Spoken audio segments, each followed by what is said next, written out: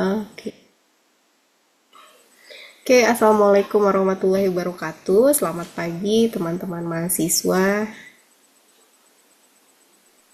Waalaikumsalam warahmatullahi Waalaikumsalam warahmatullahi wabarakatuh. wabarakatuh. Pagi, Bu, Ibu. Oke, hari ini kita bertemu lagi ya di mata kuliah ergonomika ya. Hari ini kita akan belajar mengenai fisiologi kerja. Ya. Oke, saya izin share screen. Apakah sudah terlihat? Sudah, sudah Ibu. Ibu. Oke, suara saya jelas atau tidak? Jelas, Ibu. Jelas, Bu. Oke. Oke, baik ya, minggu lalu kita sudah membahas mengenai metabolisme tubuh manusia ya, yang terdiri dari sistem pencernaan, sistem pernafasan ya, kemudian sistem pencernaan. Nah, itu merupakan bagian dari fisiologi manusia begitu ya. Nah, lalu bagaimana hubungannya dengan kerja ya? Jadi sistem metabolisme tubuh manusia itu sangat berpengaruh ya terhadap fisiologis kerja seseorang. Begitu. Nah, di mana kerja itu pastinya menggunakan uh, fisik ya. Nah, ada beberapa pekerjaan ya yang memang banyak menggunakan fisik ya, seperti ini contohnya tukang bangunan, kemudian ada pekerjaan di proyek seperti itu. Nah, itu banyak sekali tuntutan kerja fisiknya. Nah, lalu ini deskripsi dari mata kuliah ergonomika sendiri itu adalah mata kuliah penguasaan pengetahuan dan keterampilan yang mempelajari aspek manusia berhubungan dengan sistem kerja, produk, dan stasiun kerja. Nah, ini mempelajari pentingnya peran ergonomika dalam sistem kerja, kemudian sejarah ergonomika, aspek antropometri, lingkungan kerja, aspek biomekanika, aspek fisiologis dan psikologis dalam perancangan sistem kerja. Ini uh, dari deskripsi keseluruhan mata kuliah ergonomika, dan fisiologi kerja itu merupakan salah satu bagian dari ergonomika sendiri. Nah, hari ini yang akan kita bahas itu adalah fisiologi kerja, di mana capaian pembelajaran pada hari ini itu adalah sub CPM K5 ya. Mahasiswa mampu melakukan pengukuran beban kerja dengan pendekatan fisiologis. Ya. Nah, ini kode kode CPMK-nya 13, C3 prosedural, artinya kalian uh, harus bisa melakukan analisis. P3 psikomotor itu bisa melakukan percobaan, dan A3 itu adalah sifat adalah afektifnya ya. Oke, materi pembelajaran pada hari ini itu bagaimana cara menghitung VO2 max ya, yang berhubungan dengan fisiologis kerja, kemudian menghitung energi cost, lalu bagaimana menentukan kapasitas kerja fisik. Metode pembelajarannya adalah role play simulation. Nah, ini kenapa ada gambar treadmill di sini? Karena role play ya, jadi kalian harus melakukan percobaan begitu ya. Percobaannya di sini boleh olahraga, boleh treadmill atau sepeda statis yang ada di laboratorium, kemudian kalian menghitung berapa heart rate-nya, lalu terakhir akan menghitung energi cost dan waktu istirahat. Oke, sistem penilaiannya dari tugas yang akan kalian kerjakan ya setelah ini, itu bobot penilaiannya sebanyak 5% dari keseluruhan uh, isi dari keseluruhan mata kuliah ergonomika gitu ya. Bobotnya 5%. Nah, ini bersifat project ya, bersifat project, sehingga luaran yang dihasilkan itu berupa teknik penilaiannya berupa penilaian unjuk kerja gitu ya. Bagaimana kalian melakukan treadmill lalu melakukan pengukuran HR, di situ akan dinilai. Dan bagaimana membuat laporan pengukuran fisiologis ya. Di akhir nanti kita akan tampilkan bagaimana format tugasnya ya. Oke, kita masuk ke materi ya. Kalau kita lihat ada kurva ini ya, kurva di sini, ini adalah kurva yang diambil dari Kromer tahun 2001. Di sini melihat kebutuhan oksigen pada saat maupun sesudah bekerja. Ya, di sini kita lihat bahwa pada saat istirahat ya, istirahat dan pada saat waktu kerja di sini 0 sampai 8 jam. Ya, pada saat awal mula bekerja ya, yang digunakan adalah anaerobik ya, anaerobik. Ya, di sini terjadi oksigen defisit karena pada saat awal itu belum terbentuk namanya aerobik, energi dari aerobik ya. Baru terbentuk pada saat sekitar 2 jam atau 3 jam setelah bekerja. Nah, kemudian pada saat 3 jam setelah bekerja itu akan terjadi fase steady state ya. Steady state di sini itu yang digunakan adalah oksigen dari aerobik. Dan akan terjadi kenaikan apa di sini? Kenaikan heart rate ya, heart rate. Nah, pada suatu titik ya, pada suatu masa heart rate akan menurun ya, terjadi oksigen debt atau kekurangan oksigen. Nah, di sini waktunya untuk istirahat ya. Waktunya untuk istirahat. Oke, definisinya ya.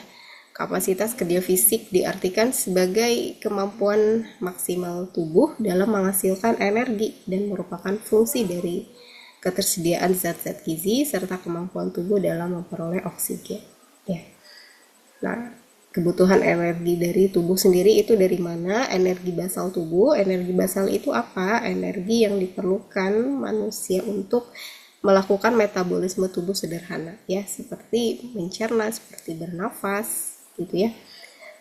Kemudian ditambah energi yang diperlukan ketika melakukan pekerjaan apapun ya, misalnya jalan kaki, kemudian belajar ya, memasak, naik kendaraan dan lain-lain. Nah, itu diakumulasikan dalam energi ya, kebutuhan energi.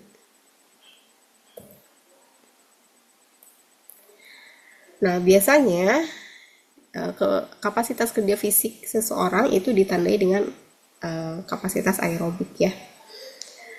Nah, ini sebagai indikator penting untuk mengevaluasi kapasitas kerja fisik ya. Nah, definisinya itu adalah oksigen tertinggi yang dapat dihirup seseorang ya. Dapat ditentukan dengan cara mengukur volume oksigen maksimal atau VO2 max yang dapat dihirup oleh seseorang per satuan waktu. Nah, bagaimana cara mengukurnya? Ini salah satunya dengan Douglas bag ya. Douglas bag, kalau di sini dilihat ada sebuah kantong besar, kemudian ada orang yang sedang melakukan cycling begitu ya, di tes. Kemudian ini untuk monitor heart rate-nya. Di sini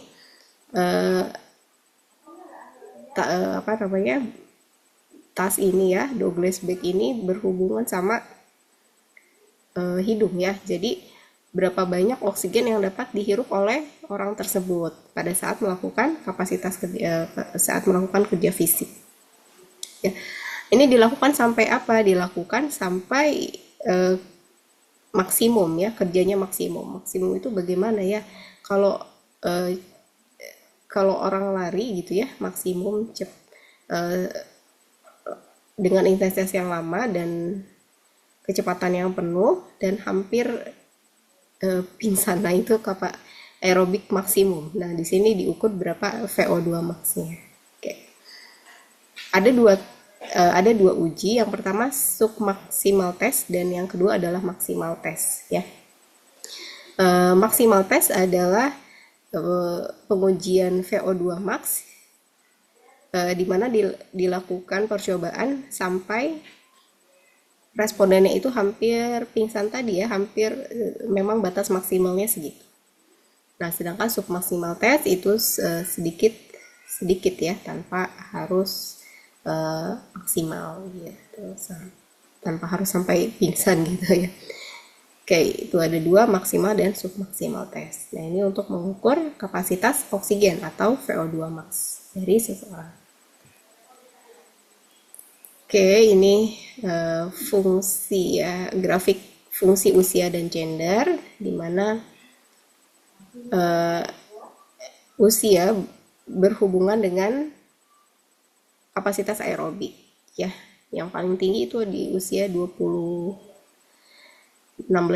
tahun ya, itu paling tinggi. Di usia 20 tahun ya, di usia 20 tahun itu paling tinggi, kemudian akan menurun seiring dengan pertambahan usia ya. Oke, di sini wanita itu kapasitas aerobiknya di bawah pria ya, memang sudah kodarnya seperti itu ya. Oke, pria rata-rata itu sekitar 16 kilokalori per menit ya di usia 20 tahun. Oke, ini apa yang mempengaruhi ya, apa yang mempengaruhi kapasitas aerobik seseorang ya. Ada fungsi pelayanan namanya bahan bakar. Bahan bakar itu apa saja? Bahan bakar itu kalau di kendaraan itu bensin ya, kalau di manusia itu adalah makanan yang masuk ya. Asupan, kemudian bagaimana cara menyimpannya, lalu mobilisasinya. Lalu bagaimana serapan oksigen? Kalau serapan oksigen itu berhubungan dengan kapasitas paru ya, ventilasi paru. Lalu berhubungan juga dengan keluaran jantung ya, karena jantung akan memompa darah yang berisi oksigen gitu ya. Kemudian ekstraksi oksigen.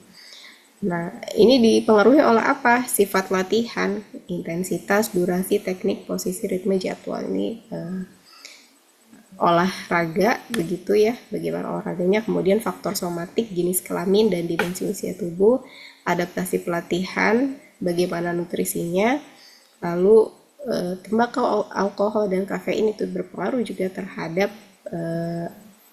fungsi pelayanannya, fungsi pelayanan dari menghasilkan energi tubuh. Kemudian faktor psikis, sikap, motivasi dan lingkungan juga berpengaruh. Oke, nah ini semua berpengaruh terhadap proses menghasilkan energi, di mana proses menghasilkan energi ini akan berpengaruh juga terhadap kinerja fisik seseorang. Ya, ketika sifat latihannya bagus, olahraganya bagus, kemudian asupannya baik, ya, faktor somatiknya, kesehatannya juga baik, otomatis akan kinerja fisik seseorang juga tersebut juga akan baik. Oke.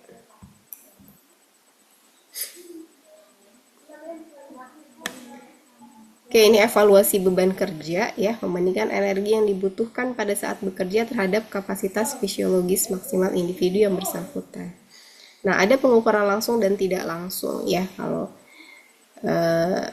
pengukuran langsung itu dengan alat namanya calorimetric chamber ya. Kalau pengukuran tidak langsung dengan mengukur konsumsi oksigen dan denyut jantung. Nah, ini namanya calorimetric chamber. Di sini orang diminta untuk melakukan sebuah kerja gitu ya, di mana panasnya itu akan diukur ya, panasnya diukur, kemudian banyaknya oksigen juga akan diukur di sini. Nah, namun tidak semua pekerjaan yang bisa masuk chamber ya, agak sulit juga. Setiap pekerjaan harus dilakukan yang akan diukur berapa energinya itu harus masuk chamber. Nah, sehingga ada pendekatan tidak langsung ya. Nah, di mana pengukuran jumlah oksigen ya yang dikonsumsi per satuan waktu, di mana 1 liter O2 itu sama dengan 4,8 sampai 5 kilokalori energi. Nah, energi dapat dihitung dengan cara mengukur konsumsi oksigen dan membandingkan konsumsi oksigen pada saat bekerja dan pada saat istirahat. Nah, ini berdasarkan Kromer tahun 2001, kebutuhan energi untuk setiap manusia itu dikatakan ringan, sedang berat, sangat berat, dan ekstrim berat. Nah, kalau total denyut jantungnya, ya, kalau kategori ringan itu kurang dari 90, sedang 90 sampai 100, berat 100 sampai 120, sangat berat 120 sampai 140, ekstrim berat 140 sampai 160. Nah, kemudian bagaimana cara mengukur konsumsi oksigen, ya? Nah, ini ada persamaan, namanya penelitian Yuliani, ya, di mana VO2 itu rumusnya min 1,169 ditambah 0,020 Hr dikurang 0,035 A ditambah 0,019 W. Oke, ini satuannya adalah liter per menit untuk pria. Sedangkan untuk wanita, VO2-nya min 1,991 ditambah 0,013 Hr ditambah 0,024 W. Nah, HR itu adalah denyut jantung, ya, dengan satuannya denyut per menit atau BPM, ya, beat per menit. Kemudian A itu adalah usia, W itu adalah bobot badan. Nah, di mana korelasinya, ya, semakin berat kerja fisik seseorang itu kerja jantung akan semakin berat. Nah, akan menghasilkan kenaikan denyut jantung, ya, sehingga parameter heart rate itu bisa menilai seberapa besar kerja fisik seseorang. Oke, ini bagaimana mengukur, ya, bagaimana mengukur heart rate, ya. Nah, kita lihat HR1 itu denyut nadi dihitung dari detik ke 30 sampai 1 menit. Kemudian HR2 denyut nadi dihitung dari menit ke 1,5 sampai menit kedua. HR3 denyut nadi dihitung dengan menit ke-2 setengah sampai menit ke-3. Nah, jika selesai pengukuran dilakukan, HR1 dikurang HR3 lebih besar dari 10. Dan jika HR1, HR2, HR3 kurang dari 90, maka pemulihan setelah kerja terjadi secara normal. Kemudian jika rata-rata HR selama pengukuran kurang dari 110 dan HR1 min HR3 lebih dari 10, maka beban kerja tidak berlebihan. Jika HR1 min HR3 kurang dari 10 dan jika HR3 lebih dari 90, maka pemulihan masih kurang. Oke, ini sama seperti tadi. Lalu maksimal HR itu dihitung dari mana? 220 min usia, ya, usia seseorang. Nah, kemudian ini HR range, ya. Di sini untuk mengetahui beban fisiologis juga bisa dilihat dari HR range-nya.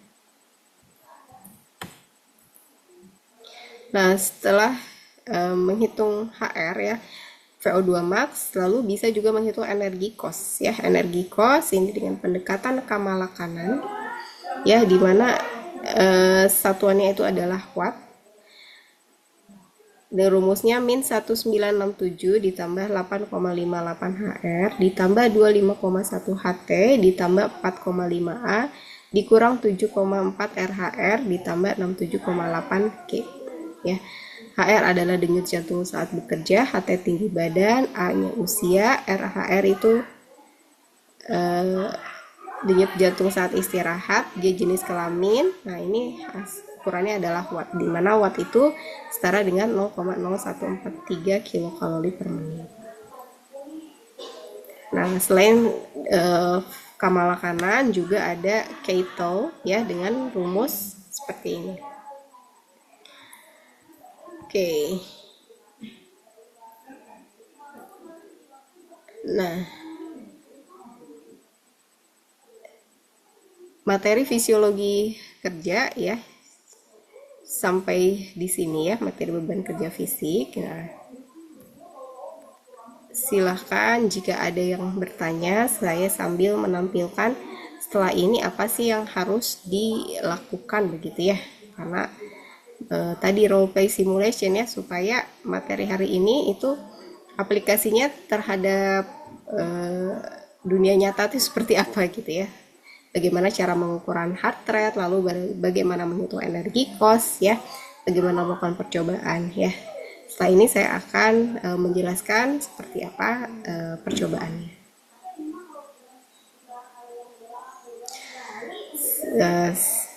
Sekalian ya, kalau ada yang mau ditanyakan boleh.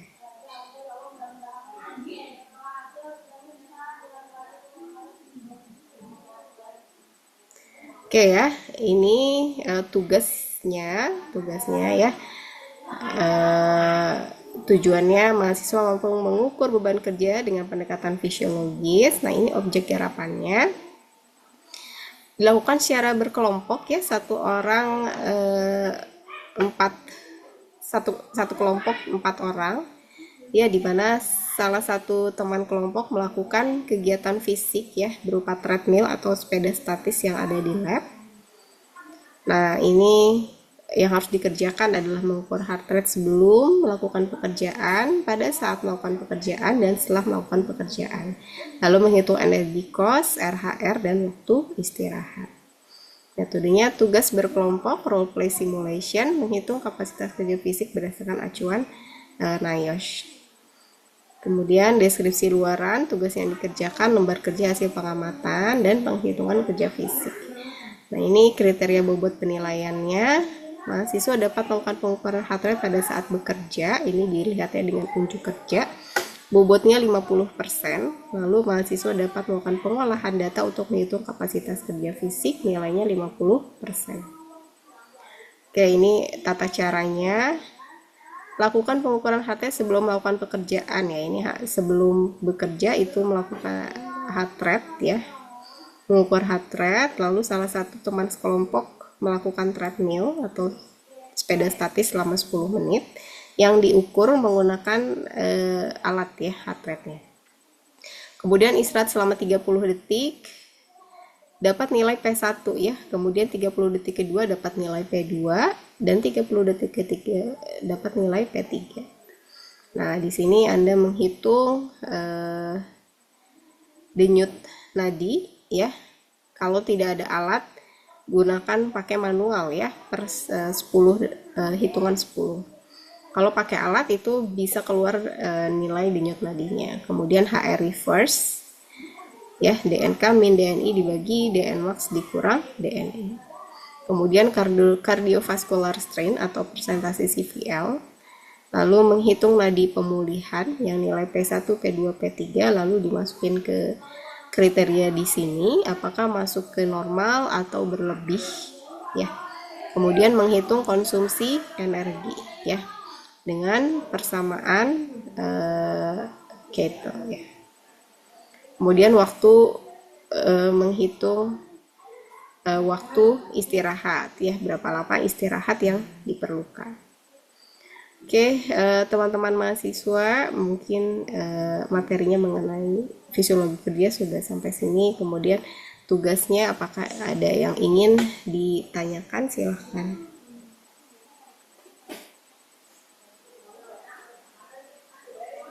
Ibu izin bertanya, untuk tugasnya itu deadline-nya kapan ya, Bu? Oke, Syifa, terima kasih pertanyaannya ya. Deadline-nya minggu depan ya, minggu depan. Pertemuan selanjutnya itu sudah dikumpul gitu ya. Baik, Ibu, terima kasih. Oke, sama-sama.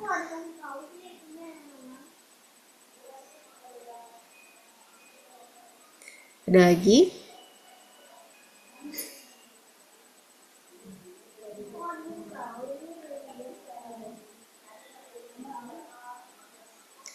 Oke,